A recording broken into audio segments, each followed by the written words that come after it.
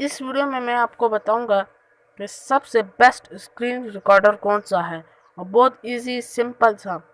तो चलें, अगर इससे पहले आपने मेरा अभी तक चैनल सब्सक्राइब नहीं किया तो इसे सब्सक्राइब ज़रूर करें और बेल के आइकन को क्लिक करें ताकि हमारी हर आने वाली वीडियो आपकी सब्सक्रिप्शन में मौजूद हो।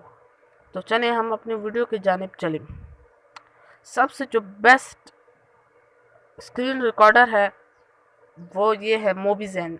ये प्ले स्टोर से आप डाउनलोड कर लें। ये सबसे बेस्ट है, इसी से मैं अपनी वीडियोस बनाता हूँ। तो ये आप देख ही रहे होंगे कि ये जो बन रही है इस तरह। तो यहाँ पर आपकी जो वीडियो बन चुकी होगी वो यहाँ पर आपकी सेव होंगी इस तरह।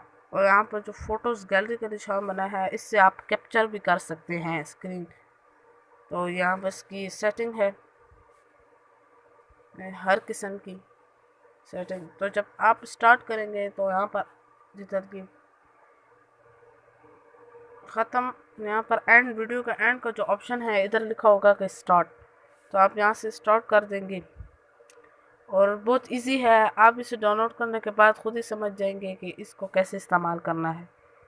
तो ये हमारी एक छोटी सी वीडियो थी जो आपने देखी, और इसे देखने के साथ सब्सक्राइब ज़रूर करें क्योंकि हम आपका